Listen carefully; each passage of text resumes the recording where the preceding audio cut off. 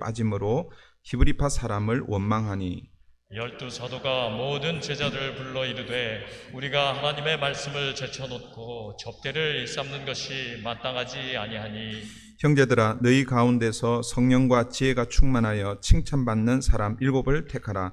우리가 이 일을 그들에게 맡기고 우리는 오로지 기도하는 일과 말씀 사역에 힘쓰리라 하니 온 무리가 이 말을 기뻐하여 믿음과 성령이 충만한 사람 스데반과 또 빌립과 브로고로와 니가노르와 디몬과 바메니와 유대교에 입교했던 안디옥 사람 니골라를 택하여 사도들 앞에 세우니 사도들이 기도하고 그들에게 안수하니라. 함께합니다. 하나님의 말씀이 점점 왕성하여 예루살렘에 있는 제자의 수가 더 심히 많아지고 허다한 제사장의 무리도 이 도에 복종하니라. 아멘. 하나님의 말씀입니다. 오늘은 초대교회 일꾼들, 초대교회 일꾼들이라는 제목으로 하나님 말씀을 함께 나누겠습니다. 오늘 본문을 읽어보니까 오늘 본문에도 초대교회에 문제가 생겼다라는 것을 여러분 짐작하시겠죠. 이 성령이 임하고 공식적으로 교회가 시작된 이후에 하나님께서 부흥의 은혜를 부어서 교회가 점점 부흥하고 성장하는 가운데 꼭 뭐예요? 핍박이 오기도 하고 어려움이 오기도 하고 그런 걸 이게 반복적으로 일어나고 있다라는 것을 우리가 이 사도행전 2장부터 우리가 계속 보고 있는데 그걸 아마 느낄 수 있을 것입니다. 우리가 몇 주 전에 4장을 살펴보았고 그리고 또 지난주까지 5장을 살펴보았는데 4장과 5장에서 초대교회에 문제가 있었습니다. 그런데 4장과 5장 이후에 오늘 본문 6장에 오니까 또 다른 문제가 소개되고 있습니다. 4장과 5장에서 소개된 문제하고는 6장의 문제는 조금 그 성격이 좀 다르다라고 볼 수 있습니다. 4장과 5장에서의 문제는 교회를 무너뜨리려고 하는 어떻게 보면 사단의 그 시험 혹은 유혹, 사단의 방해였다라고 이렇게 보게 된다면 6장에서 소개되고 있는 이 문제는 물론 사단이 그 문제 가운데 또 역사할 수 있겠지만 그러나 교회의 일반적으로 교회에서 일어날 수 있는 그런 문제 중에 하나다라고 이렇게 볼 수가 있습니다. 무슨 말인가 하면 우리 아나니아와 삽비라 사건을 우리가 볼 때 그때에 분명하게 뭐예요? 사탄이 그들 마음속에 들어가요라고 이렇게 표현하고 있잖아요. 그죠? 그러니까 분명히 아나니아와 삽비라 사건은 사탄의 역사였습니다.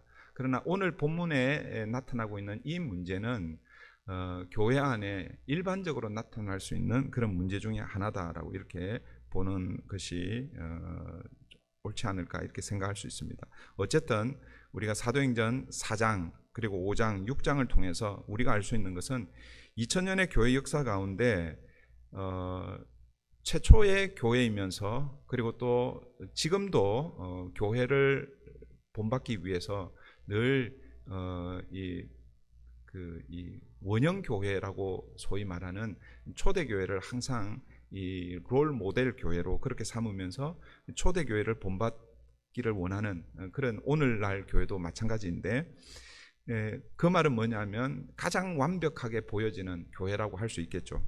그런데 그런 교회에도 문제가 있다라는 그런 의미라는 것이죠. 교회에 문제가 없으면 참 좋겠지만 그렇지 않다라는 것입니다. 하나님의 교회가 부흥하고 성장하고 있을 때 참 좋은 일이죠. 그런데 한쪽에서는 그것을 시기하는 무리가 있다라는 것이죠. 그 무리의 우두머리가 누구이겠습니까? 우리의 원수 사탄 마귀가 교회가 부흥할 때 그 교회를 그냥 보고 있지 않는 것이죠. 그래서 할 수 있으면 그 교회에 문제가 생겨서 교회를 무너뜨리려고 하는 것입니다. 그러나 성경이 우리에게 가르쳐주는 중요한 교훈은 무엇입니까?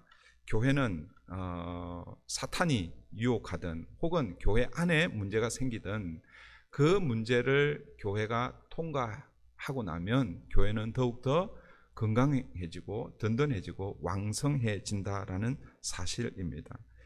오늘 초대교회 앞에 직면한 또 다른 문제 1절을 한번 보십시오. 1절 보시면 그때에 제자가 더 많아졌는데 헬라파 유대인들이 자기의 과부들이 매일의 구제에 빠짐으로 히브리파 사람을 원망하니. 1절에서 소개되고 있는 이 문제는 그냥 좁게 보면 구제에 관한 문제라고 이렇게 볼 수 있겠죠. 그러나 오늘 본문은 구제라고 이렇게 표현하고 있지만 그러나 그것은 하나의 단편적인 문제이고 그 외에 다양한 문제들이 생길 수 있다는 것을 우리가 염두에 두어야 합니다. 그런데 어쨌든 이 구제에 관한 문제인데 이 그 1절을 자세하게 다시 보시면 1절이 어떻게 시작되고 있습니까? 그때에 제자가 더 많아졌는데 라고 이렇게 시작이 되고 있습니다. 여기서 이 그때라는 것은 언제를 가리키냐면 5장에서 이어지는 그런 장면으로 보셔야 됩니다. 그러니까 5장에서 어떤 일이 있었습니까? 아나니아와 삽비라 사건을 다 해결한 이후에 교회가 점점 부흥하고 왕성해졌죠. 그럴 때 사도들이 그 솔로몬 행각에서 말씀을 전할 때에 사도들을 이 사내들인 공회가 옥에 가두고 그리고 이제 재판을 하려고 그러는데 그날 새벽에 보니까 어디 가서 또 전하고 있습니까? 또 다시 솔로몬 행각에서 말씀을 가서 서서 말하고 있는 것을 보게 됩니다. 그들을 다시 잡아와서 재판을 했잖아요, 그죠? 그런데 가말리엘이라는 그 바리새인의 그 당시 백성들에게 존경받는 이 가말리엘의 조언에 따라서 사도들을 다시 풀어주는 그런 장면을 우리가 보았죠. 그런데 그냥 풀어준 게 아니라 그때는 채찍질하고 풀어주었습니다. 그때 그 채찍질이 어느 정도의 채찍질인지를 제가 소개를 해드렸죠. 그런데 사도들은 그렇게 거의 죽을 것 같은 그런 채찍질에도 불구하고 우리 5장 41절 42절을 한번 보십시오. 지난주 본문 마지막 절 보시면 사도들은 그 이름을 위하여 능욕받는 일에 합당한 자로 여기심을 기뻐하면서 공회 앞을 떠나니라. 그들이 날마다 성전에 있든지 집에 있든지 예수는 그리스도라고 가르치기와 전도하기를 그치지 아니하니라. 그리고 나서 이어지는 거예요. 그때에 사도들이 그런 박해와 그 고난을 당한 이후에 그럼에도 불구하고 복음 전하는 일을 그치지 않고 날마다 성전에 있든지 집에 있든지 예수는 그리스도다, 예수가 메시아다라고 그 복음을 전할 때에 그때에 어떤 일이 일어나는 거예요? 제자가 더 많아졌다라는 것입니다. 그 제자가 더 많아졌으니까 교회는 더 부흥하고 더 좋아야 되는데 그런데 그때 문제가 생겼다라는 것이죠. 여러분들 어떻습니까? 보통의 경우 교회가 부흥하면 좋은 일이잖아요, 그죠? 그런데 이상하게 좋은 일이 있고 나면 어려움이 찾아올 수 있다라는 거예요. 이 원리를 잘 알았던 사도 바울이 뭐라고 우리에게 권면하고 있습니까? 선줄로 생각하는 자는 넘어질까 조심하라, 그렇게 권면하고 있습니다. 오늘 본문에 의하면 초대교회 안에 크게 두 부류의 사람들이 존재했던 것으로 우리가 알 수 있습니다. 어떤 사람들입니까? 히브리파 유대인들과 헬라파 유대인들입니다. 우리가 생각할 때 히브리파 유대인들, 헬라파 유대인들 이렇게 생각할 때 50대 50 뭐 이렇게 비등하게 있다라고 이렇게 생각하면 안 돼요. 제가 볼 때는 아마 거의 8, 90%는 히브리파 유대인들이었을 것이고 그리고 아마 10% 정도, 모르겠어요. 이건 제 추측인데, 근데 훨씬 더 많은 히브리파 유대인들이 예루살렘 교회를 이루고 있었다라고 이렇게 이해하셔야 됩니다. 그러면 히브리파 유대인들은 어떤 사람들이고 헬라파 유대인들은 어떤 사람인가? 여러분, 히브리파 유대인들이라는 것은 오랫동안 그러니까 이스라엘 백성들이 살았던 그 팔레스타인, 오늘 본문은 이제 예루살렘이 중심이니까 예루살렘을 중심으로 고향을 떠나지 않고 팔레스타인 지역에 어떻게 보면 대대로 살아왔던 정통 유대인들이라고 할 수 있을 것입니다. 이 사람들은 히브리어를 쓰고 그 당시 히브리어가 이제 아람어와 함께 썼기 때문에 히브리어 아람어를 썼던 사람들이라고 할 수 있습니다. 그러면 헬라파 유대인들은 어떤 사람들인가? 헬라파 유대인들은 디아스포라라고 그렇게 불렀습니다. 디아스포라라는 것은 흩어진 사람들을 의미합니다. 그러니까 이스라엘의 역사를 보면 이스라엘 백성들이 흩어지는 역사가 있습니다. 그게 이제 대표적으로 두 사건이 있죠. BC 722년에 북이스라엘이 아수르에 의해서 망함으로 포로로 많이 잡혀가고 또 그 아수르의 이 정복 정책은 민족을 막 섞어버리는 그래 혼혈 민족을 만들어서 민족의 정체성을 잃어버리도록 만드는 정책이 이 아수르의 정책입니다. 그러면서 많은 사람들이 다른 지역으로 이방 지역으로 이렇게 그 포로로 잡혀가게 되죠. 그리고 또 이제 BC 586년에는 남유다가 그 바벨론에 의해서 망하게 되잖아요. 그때도 또 1차, 2차, 3차로 포로로 잡혀갑니다. 물론 그 1차, 2차, 3차 포로로 잡혀간 것처럼 또 1차, 2차, 3차 포로 귀환이 일어납니다. 그러나 그때 여러분 보시면은 느헤미야와 그 에스더 이런 그 말씀을 보시면요. 포로로 잡혀갔던 사람들보다도 포로 귀환으로 온 사람들은 별로 안 돼요. 많지가 않습니다.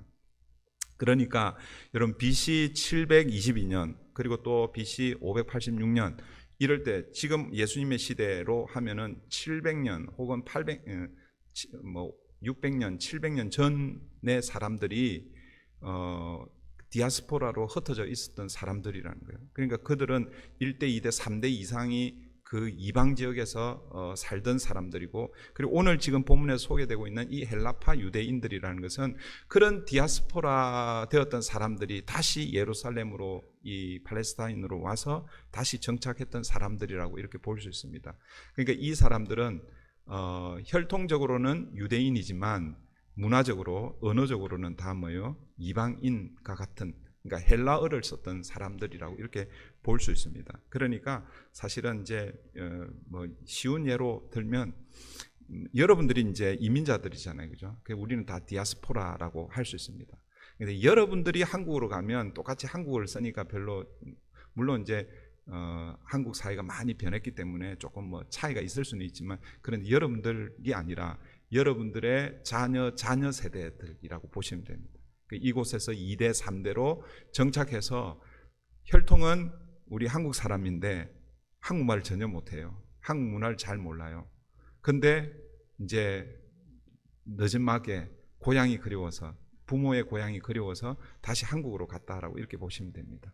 그런 사람들이 같이 이렇게 예루살렘 교회를 이루고 있다라고 이렇게 이해하시면 될 것 같습니다. 그런데 오늘 본문에서는 이 히브리파 유대인들과 헬라파 유대인들 사이에 구제하는 문제로 갈등이 생겼습니다. 저는 꼭 구제하는 것뿐만 아니라 그 전에도 다른 문제로 이 히브리파 사람들하고 헬라파 사람들 사이에 문제가 있지 않았을까? 근데 그게 쌓여서 오늘 이제 본문에서는 구제하는 그것이 이렇게 불거지지 않았을까? 이렇게 생각을 해봅니다.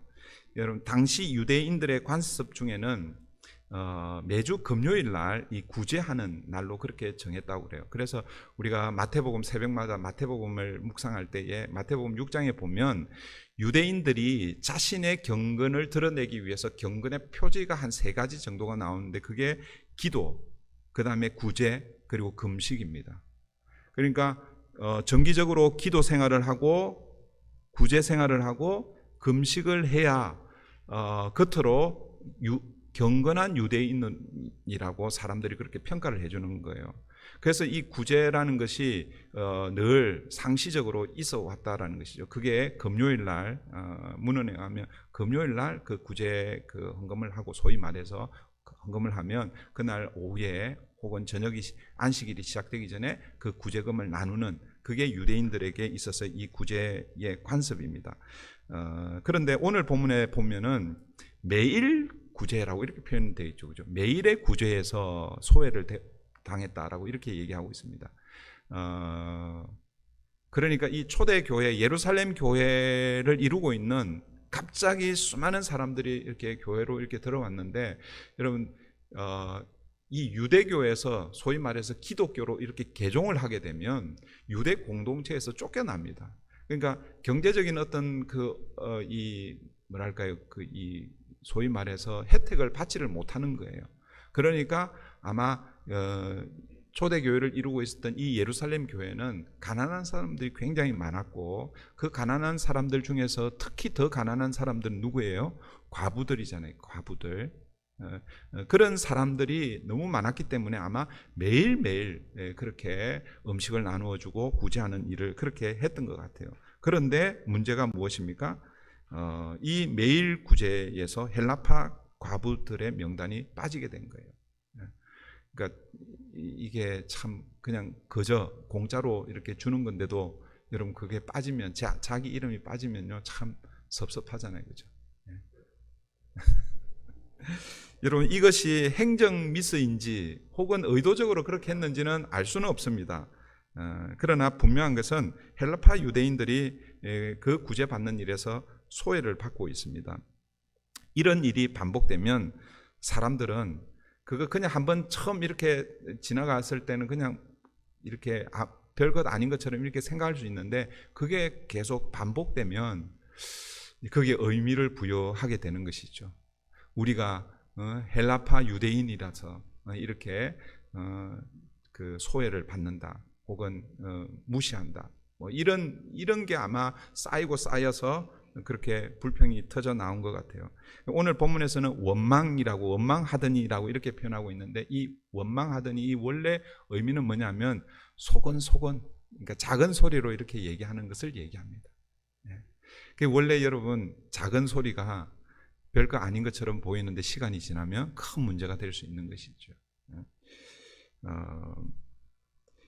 아나니아와 사피라의 문제도 가장 사실은 그 초대교회에 있었던 큰 문제 중에 하나였습니다. 이제 처음 교회가 시작할 때 교회의 정결성에 그 아주 심각한 해를 끼치는 그런 중요한 문제 중에 하나였지만, 오늘 본문의 이 문제도 굉장히 심각한 문제로 커질 수 있는 그런 문제라고 할 수 있습니다. 왜 그럴까요?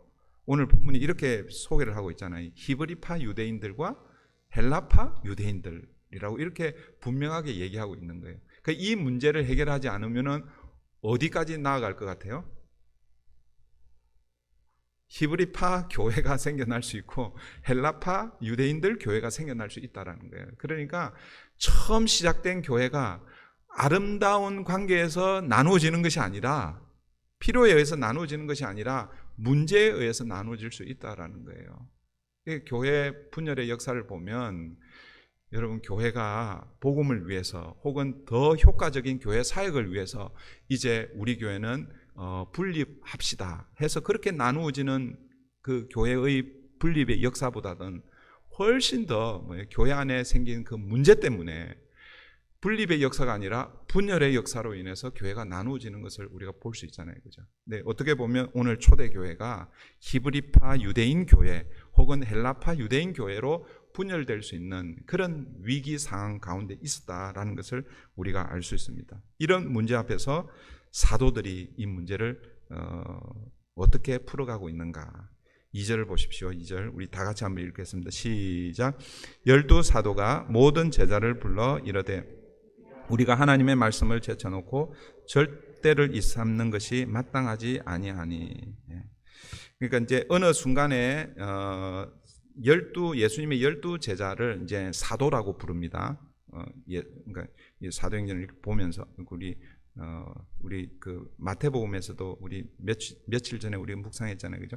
예수님이 12제자를 먼저 세우고 그 다음에 12사도로 이렇게 파송하는 그런 장면을 우리가 보았는데, 사도행전에서는 이제 예수님의 12제자는 이제 사도라는 호칭으로 그렇게 계속 불리게 되고, 그 다음에 예수를 따르는 사람들을 제자라고 이렇게 부르고 있습니다. 그래서 12사도가 모든 제자를 불러라고 이 말은 예루살렘 교회 그 멤버들을 다 불렀다라는 겁니다. 물론 이제 이때 한 8,000명, 10,000명, 또 어떤 사람은 2만 명이라고 이렇게 이야기하기도 하는데, 그런 사람들 다 불렀을까? 그거는 잘 모르겠어요. 그러나 제자들을 다 불렀다라고 이렇게 표현하고 있습니다.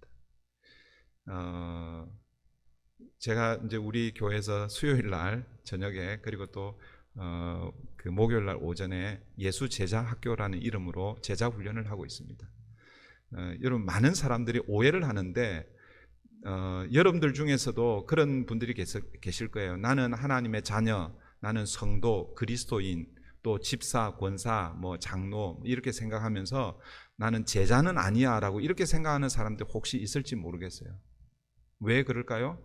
나는 제자 훈련을 안 받았기 때문에. 그리고 제자 그러면은 왠지 모르게 그냥 이렇게 마음에 확 부담이 오는 것처럼 그렇게 느껴지기 때문에 그렇습니다. 그런데 여러분, 초대교회, 이 예루살렘 교회는요, 처음부터 제자라고 그렇게 불렀다는 거예요. 제가 늘 얘기하죠. 제자는 무엇인가 하면, 제자는요, 예수님을 따르는 사람, 쉽게 얘기하면 예수님을 따르는 사람은 제자입니다. 근데 이제 제자가 수준의 차이는 있겠죠. 처음 예수를 믿고 따르면, 너는 이제 평신도, 뭐, 그냥 뭐 초신자가 아니에요. 처음 예수를 믿고 따르는 그 순간에 그때부터 뭐예요? 제자예요, 제자. 근데 좀 수준이 조금 낮은 제자라고 할 수 있겠죠. 그리고 또 뭐 10년, 20년 혹은 그 이상 신앙생활을 했으면 그 사람도 제자예요. 그 수준이 조금 높다고 할 수 있겠죠. 근데 제가 이렇게 목회를 해보면요, 오래 다녔다고 해서 수준이 높은 제자고, 그리고 예수를 믿은 지 얼마 안 됐다고 해서 수준이 낮은 제자는 아닌 것 같아요. 어떤 사람은 오래 다녔는데도 여전히 초신자의 수준에서 신앙생활 하시는 분들이 계시고, 근데 어떤 분은요, 예수를 믿은 지가 얼마 되지 않았는데도 보니까 아주 예수님의 정말 신실한 제자로 살아가는 사람들이 있다라는 거예요. 여러분, 다시 제가 이 제자에 대해서 여러분 인식을 좀 바꾸시면 좋겠어요. 여러분들은 다 제자입니다. 예수님의 제자입니다. 네. 처음 예수를 믿기로 작정한 그때부터 제자입니다.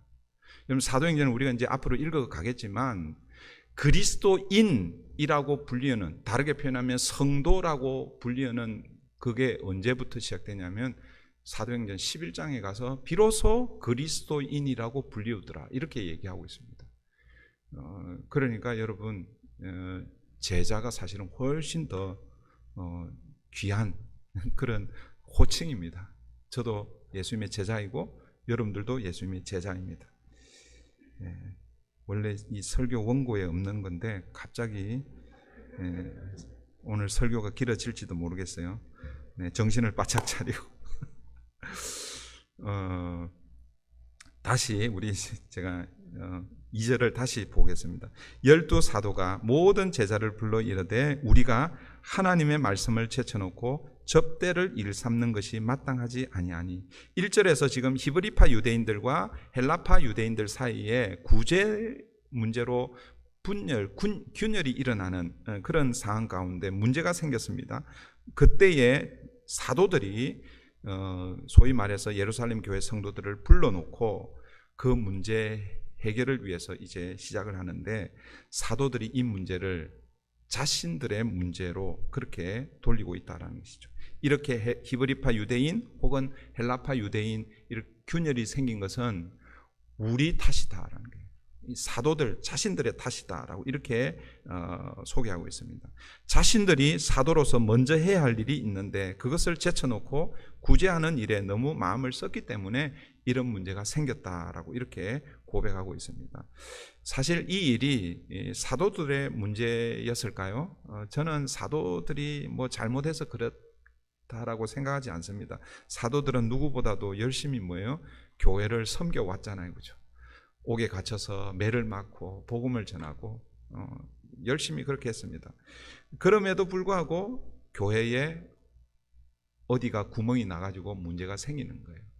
사도들 자신들에게 이렇게 탓을 돌리지 않아도 됩니다. 그런데 여러분, 사도들은요, 그 지금 교회의 문제의 원인을 다른 사람들 혹은 다른 곳에서 찾지 않고 자신들에게서 찾고 있다라는 것입니다. 이것이 바로 문제를 푸는 열쇠가 된다라는 것입니다. 사랑하는 성도 여러분, 오늘 우리 교회 공동체에도 이런 문제뿐만 아니라 다양한 문제들이 있을 수가 있습니다. 여러분, 교회에 문제가 생기면 오늘 본문을 통해서 우리가 어떤 자세를 취해야 되는지를 오늘 본문은 우리에게 간접적으로 가르쳐 줍니다. 이 문제의 원인을 blame, 누군가를 because of you 이렇게 문제의 원인을 다른 사람에게 돌리면 안 된다라는 것이죠. 네. 물론 나하고 관계가 없는 문제일 수도 있습니다. 그러나 여러분, 우리가 교회 공동체를 이루고 있기 때문에 예수를 머리로, 교회의 머리로, 그리고 우리는 그 예수님의 그 몸의 지체로 이렇게 이루어져 있기 때문에, 혹은 그 어떤 문제가 나하고는 전혀 상관없는 문제일 수 있지만, 그러나 뭐예요? 그것을 내 문제로 같이 인식을 해야 된다는 거죠. 여러분, 여기 새끼 손가락이 아프면 새끼 손가락만 아픕니까? 그러니까 오른쪽에 있는 새끼 손가락이 아파요. 지난주에 보니까 어떤 장로님이 한 분 일을 하시다가 새끼 손가락을 물건이 탁 해가지고 찧었어요. 보니까 피멍이 들었어요. 좀 지나면 아마 이게 빠질 거예요. 근데 되게 아플 거예요. 근데 왼쪽에 있는 이 새끼 손가락은 나하고는 전혀 상관없다고, 나 몰라 이런 게 아니잖아요. 그죠? 이게 다 우리가 몸이 다 연결되어 있기 때문에 새끼 손가락이 아파도 내가 아픈 거예요. 발가락이 아파도 내가 아픈 거예요. 뭐 어디가 아파도 내가 아픈 거예요. 그게 뭐예요? 교회라는 것입니다. 그 교회의 문제가 생겼을 때에 교회가 이 문제를 잘 해결할 수 있는 방법은 여러분, 내 문제로 인식해야 한다는 것입니다. 그런 의미에서 교회의 모든 문제는 다 누구의 문제입니까? 누구의 문제일까요? 네, 저 입장에서는 저의 문제입니다. 저의 문제. 교회 예를 들어서 어떤 걸 예를 들까요? 하여튼 어떤 부분에서 문제가 생겼어요. 목사인 제가 저하고는 전혀 관계가 없을 수 있습니다. 그런데 그 문제가 누구의 문제라는 거예요? 저의 문제라는 거예요. 네. 여러분, 목장에 어떤 문제가 생겼어요. 그러면은 다 내 문제다라고 이렇게 인식하는 것이 필요합니다. 만약 그렇게 하지 않으면 어떻게 되겠습니까? 여러분, 문제는 더 꼬이게 되고 사람들이 더 오해하여서 해결하기가 더 어렵게 될 것입니다. 그래서 적어도 교회 안에 문제가 생기면 내 문제로 여기고 함께 책임을 지고 함께 해결해야 하는 것입니다. 여러분, 그게 바로 교회라는 것이에요. 교회. 세상 공동체는 그렇지 않죠. 문제가 생기거나 할 때는 정확하게 책임 소재를 파악하는 것입니다. 그러나 교회는 그렇게 해서는 안 되는 것입니다. 제가 한국에서 사역을 할 때, 벌써 이제 한국을 떠난 지도 15년, 제가 16년째가 된 것 같아요. 한국에서 목사 안수를 받고 이제 풀타임 사역을 하는데, 한 교회에서 우리 청년 사역을 제가 했습니다.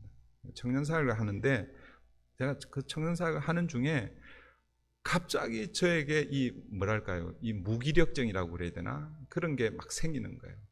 막 아무것도 하고 싶지가 않은 거예요. 그냥 내려놓고 어디 잠시 떠나고 싶은 그런 그 순간이 있었습니다.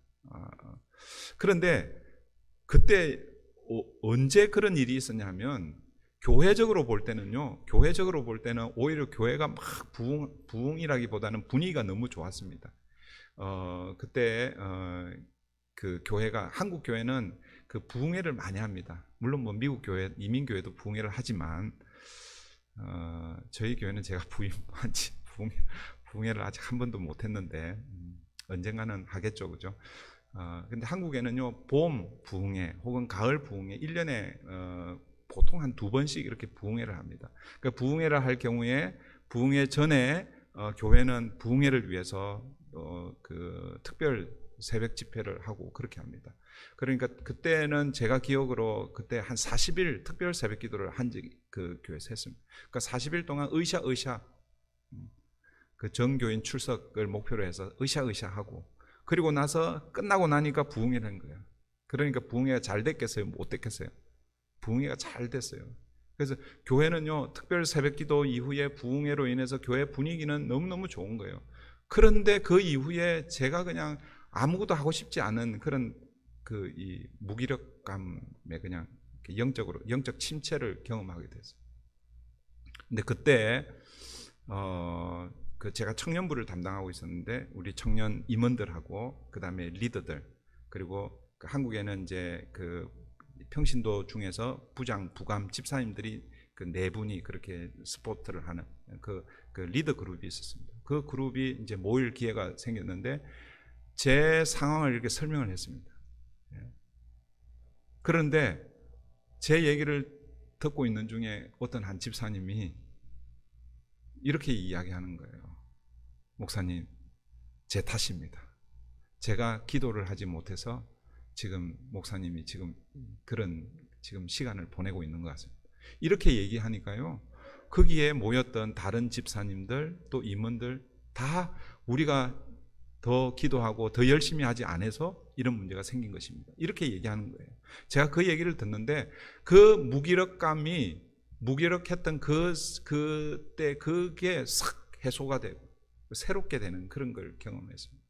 저는 이게 다른 어떤 단체, 어떤 공동체에서도 누리지 못하는 하나님의 교회, 하나님의 공동체가 가지고 있는 힘이라고 생각합니다. 물론 그렇게 해서 문제가 지금 제 문제는 다른 문제는 아니지만 모든 문제가 다 그렇게 해서 해결되는 것은 아니지만 거기서부터 문제 해결 신마리가 있다라는 것입니다. 사랑하는 성도 여러분, 우리 교회 안에도 이런 크고 작은 문제들이 있을 수 있습니다. 그럴 때에 그 문제를 대하는 우리의 태도가 오늘 본문의 말씀처럼 사도들이 자신의 일로 그렇게 여기고 문제를 해결하기 시작했다라는 것을 여러분 기억하시고 저와 여러분이 그렇게 교회를 세워가면 좋겠습니다. 공동체의 문제를 내 문제로 받아들일 때 하나님은 그 문제를 해결할 수 있는 지혜와 능력을 주시고 그리고 그 문제를 해결함으로 말미암아 더 큰 은혜를 부어주실 것을 저는 믿습니다.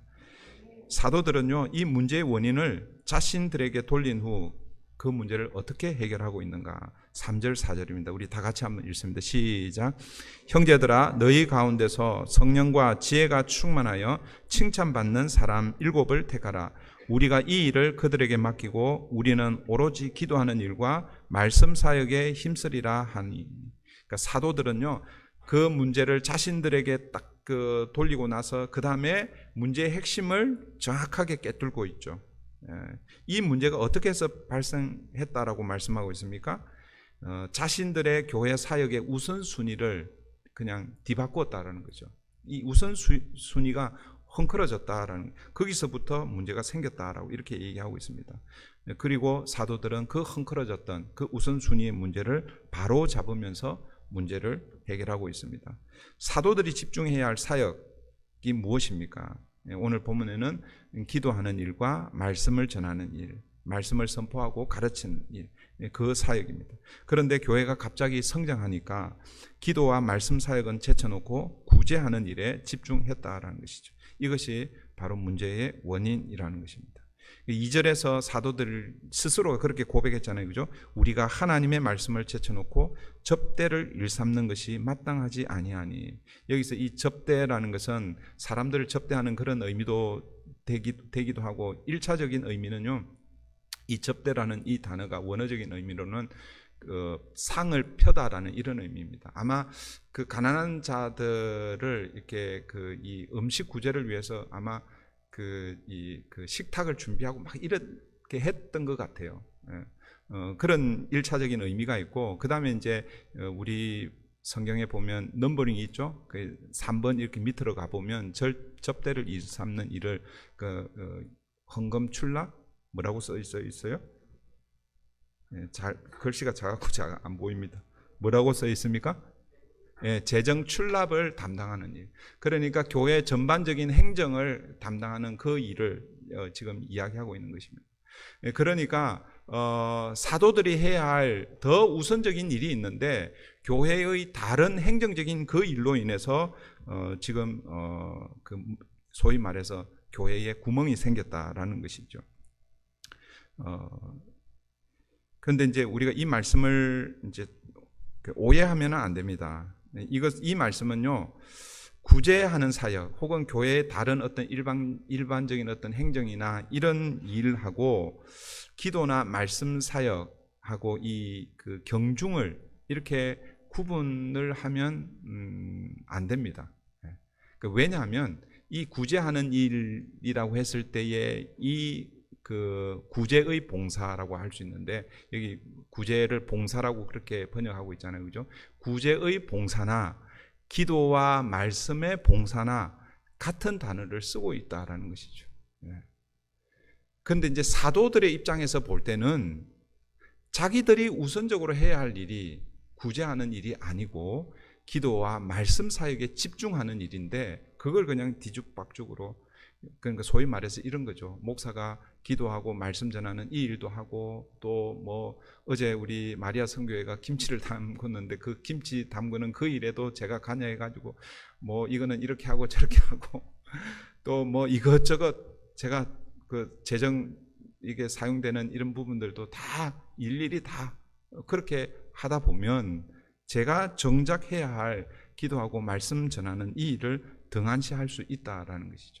이런 문제를 지금 다루고 있는 것이지, 기도하고 말씀 전하는 일은 하나님의 일이고 구제하고 뭐 헌금을 다루는 이 일은 또 뭐 그냥 뭐 별로 중요하지 않는 일이고 그런 의미가 아니다라는 것을 여러분 이해를 하시면 좋을 것 같아요. 구제하는 일은 교회가 해야 하는 중요한 사역 중에 하나입니다. 그죠? 오늘도 이제 우리 장로님 기도도 하셨고, 그리고 또 광고에도 나갔습니다. 우리 튀르키예를 위해서. 튀르키예 맞나요? 2021년부터 이 터키가 튀르키예로 이름을 바꾸었습니다. 그래서 지금 지진 피해를 위해서 우리 사랑의 헌금을 그렇게 이제 하게 될 텐데, 여러분 구제하는 일, 이게 기도와 말씀 사역에 뭐 본질적으로 떨어지고 뭐 그 하등한 일, 그렇게 이해해서는 안 된다라는 것을 여러분 기억하십시오. 이제 그 이 말씀의 이 본질은 뭐냐면 사도들에게 있어서의 그 우선순위를 따지고 있다라는 거죠. 그러니까 사도들에게 있어서는 기도하는 일과 말씀을 전하는 일이 더 우선적으로 해야 할 사역이었는데, 그런데 구제하는 일 때문에 그 일을 제대로 하지 못한다라는 그런 의미죠. 그래서 사도들은 이 헝클어져 있는 이 사역의 우선순위를 바로잡기 위해서 자신들을 대신할 사람들을 세우고 있는 것입니다. 그것이 바로 초대교회의 우리는 이제 7집사라고 이야기하는데, 성경에서는 7집사라고 이렇게 표현하고 있지는 않습니다. 7의 일꾼들을 세우고 있습니다. 사도들이 그러면 어떤 사람들을 세우고 있는가? 3절입니다. 3절 보십시오. 형제들아, 너희 가운데서 성령과 지혜가 충만하여 칭찬받는 사람 7을 택하라. 우리가 이 일을 그들에게 맡기고.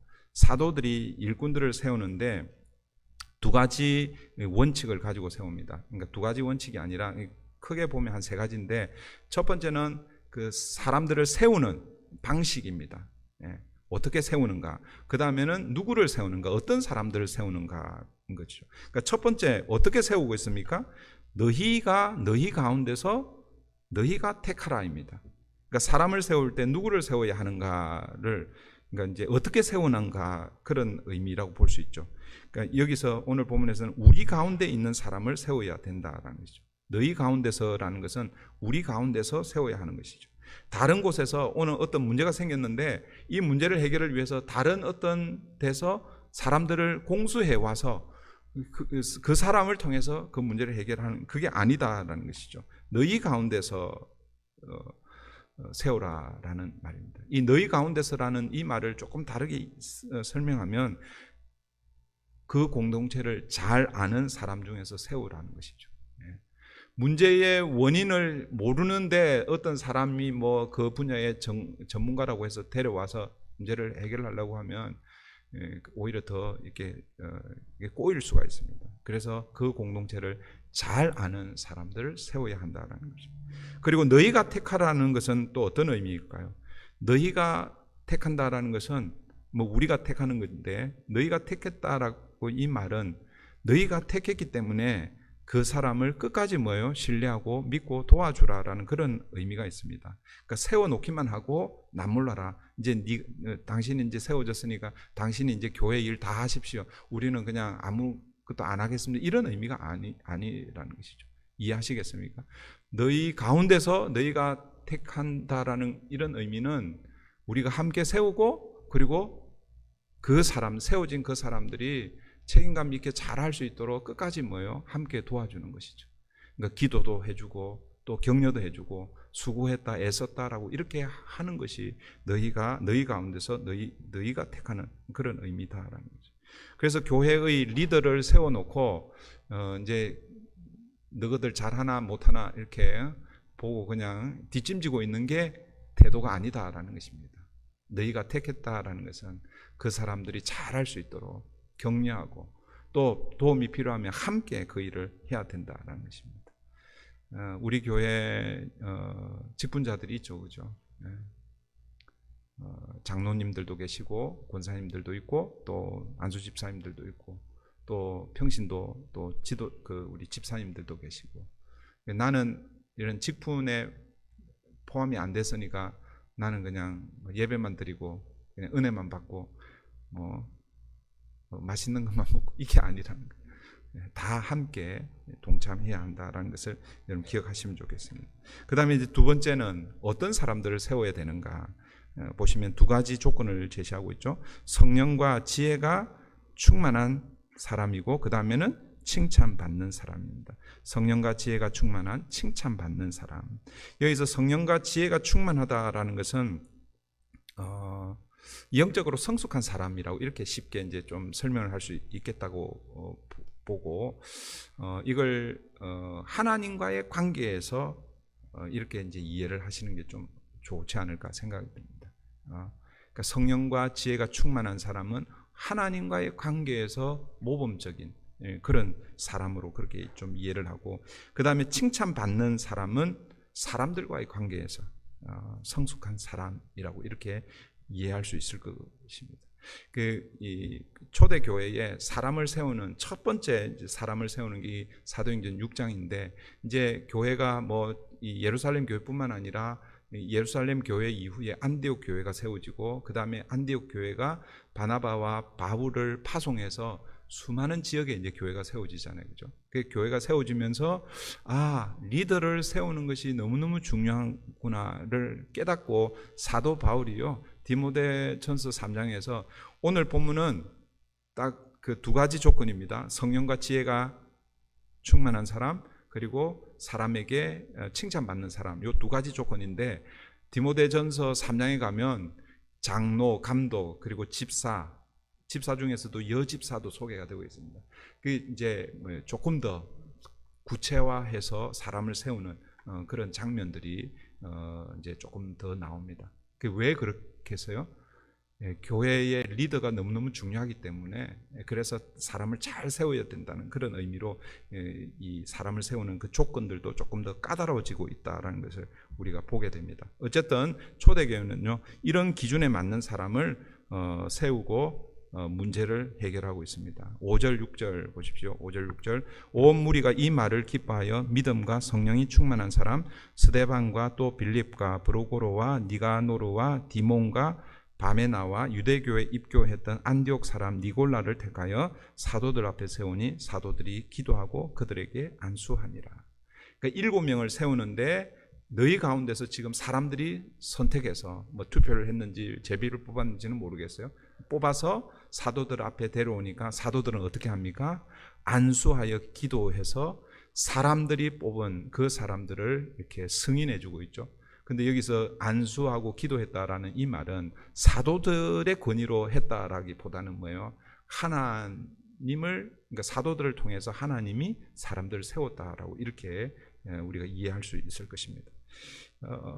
여기서 소개되고 있는 사람들의 이름을 여러분 한번 면면이 이렇게 보시면요, 이 7사람의 이름이 다 헬라식 이름입니다. 그러니까 유대식 이름은 우리 이제 보시면 유대식 이름은 예를 들어서 시몬 혹은 요셉 그다음에 또 누가 있습니까? 유다. 뭐 이런 게 유대식 이름입니다. 근데 오늘 본문에 보면 스테판, 빌립. 여러분 빌립이 예수님의 제자이지만 그 이름 자체는요 헬라식 이름입니다. 헬라의 영향을 많이 받았다는 그런 의미입니다. 그러니까 여기에 소개되고 있는 이 이름들은 다 뭐예요? 헬라식 이름이고 그 말은 뭐냐면 히브리파 유대인이 아니라 누구라는 거예요? 헬라파 유대인들이라는 것이죠. 이게 참 놀라운 거예요. 그리고 마지막 7번째 소개되고 있는 이 사람은 안디옥 사람 니골라라고 이렇게 소개하고 있죠. 안디옥 사람이라는 것은 안디옥 출신이라는 거죠. 안디옥은 우리 사도행전에 안디옥이 지역이 두 개가 나옵니다. 수리아 안디옥 그리고 비시디 안디옥입니다. 비시디 안디옥은 나중에 사도 바울이 전도 여행 이후에 그 소개되는 지역입니다. 그러니까 수리아 안디옥이 지금 그 시리아 지금 가까이 있죠. 그래서 아마 이 니골라는 그 시리아 그 수리아 안디옥 출신일 것이에요. 그 말은 뭐냐면 이방인 그리스도인이라는 거예요. 그 초대 교회 이 예루살렘 교회가 참 훌륭했던 것은 뭐냐면 제가 처음 시작할 때 그렇게 말씀드렸죠. 히브리파 유대인들과 헬라파 유대인들이 50-50, 50대 50으로 구성되어 있지 않습니다. 적어도 한 7, 80%, 90%는 다 히브리파 유대인들이고 그 헬라파 유대인들은 적은 거예요. 그 만약에 포션으로 하면은 5사람은 히브리파 유대인들을 뽑고 그 다음에 한 2사람 정도 헬라파 유대인을 이렇게 뽑아야 돼요.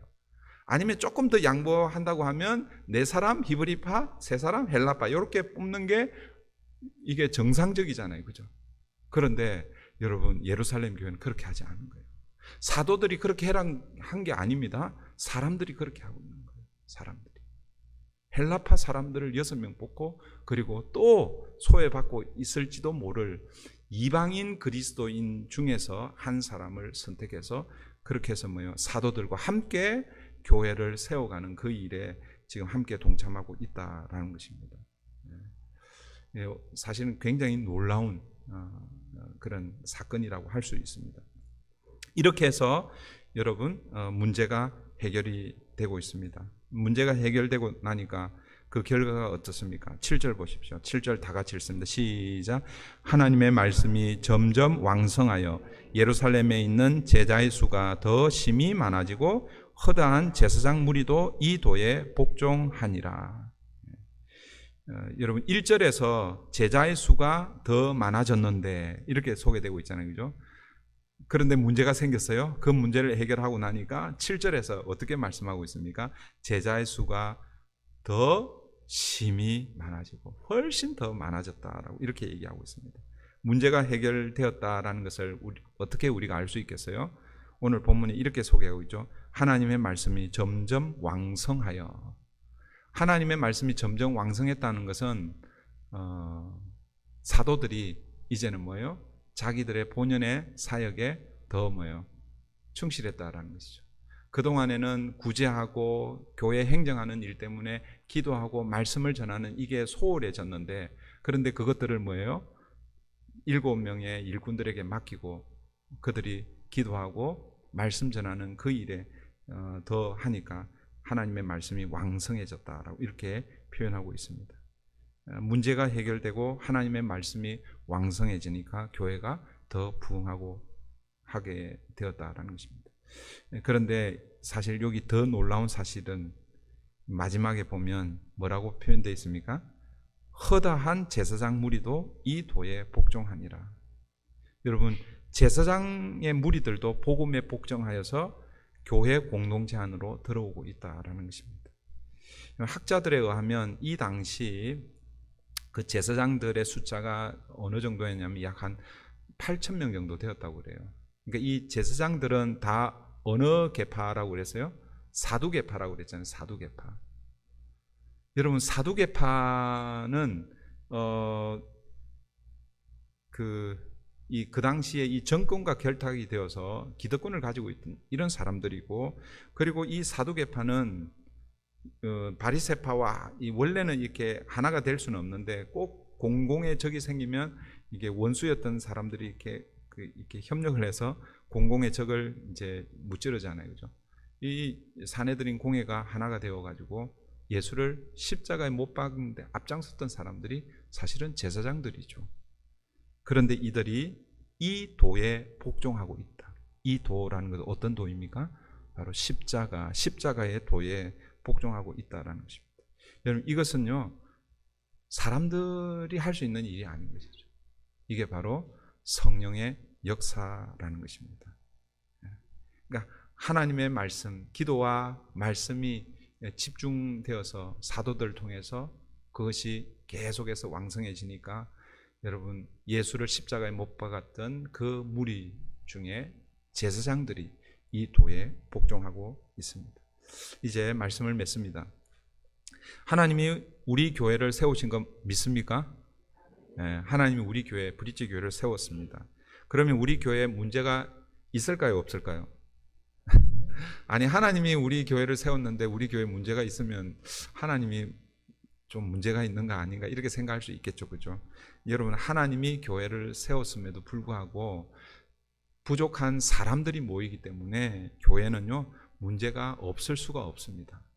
그러니까 문제가 없는 교회가 사실은 더 큰 문제죠.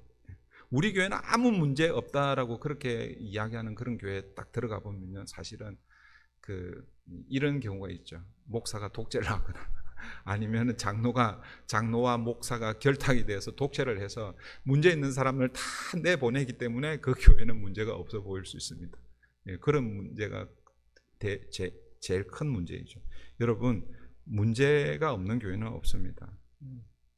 그러므로 여러분, 교회에 문제가 생기는 것을 가능하면 교회에 문제가 안 생겼으면 좋겠죠. 그런데 교회에 혹시 문제가 생기더라도 여러분 너무 놀라지 마십시오. 왜요? 우리가 다 문제가 많은 사람들이잖아요. 그렇죠?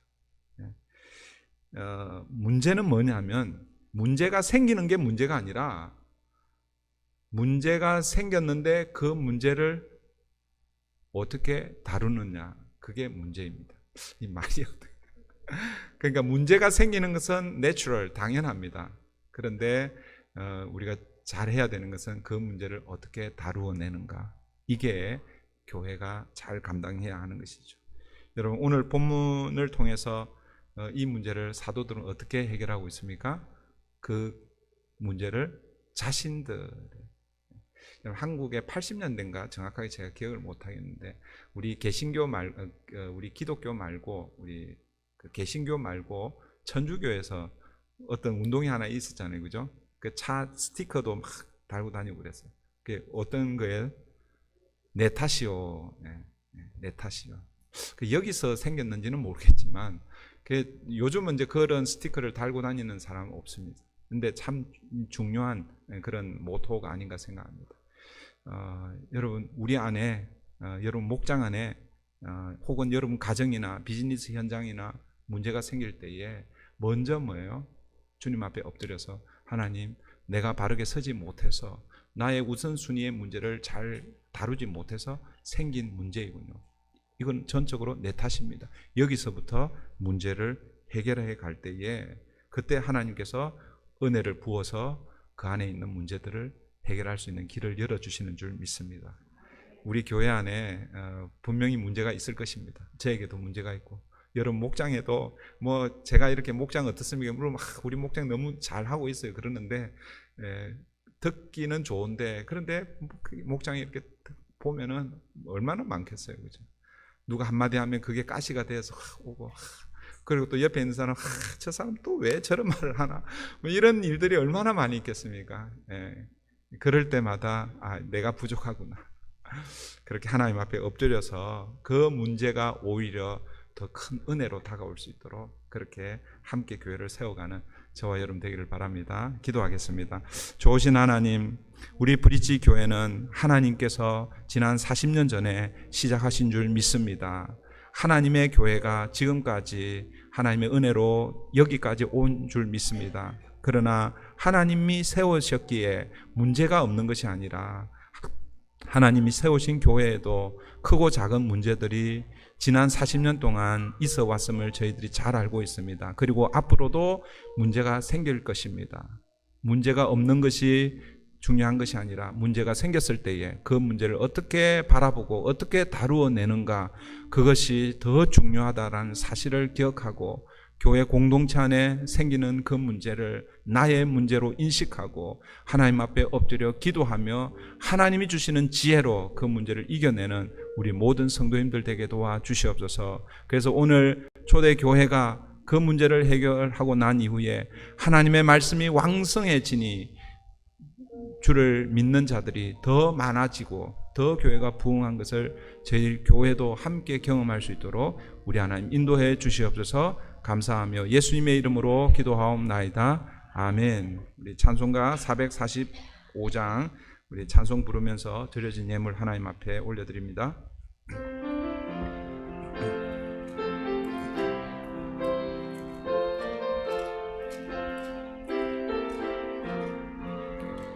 태산을 넘어 험곡에 가도 빛 가운데로 걸어가면 주께서 항상 지키시기로 약속한 말씀 변치 않네.